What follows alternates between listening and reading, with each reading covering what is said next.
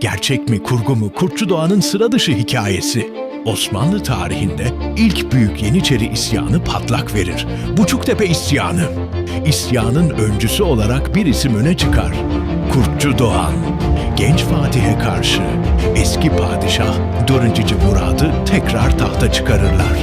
İsyan bastırılır. Kurtçu Doğan görevden alınır, sürgüne gönderilir.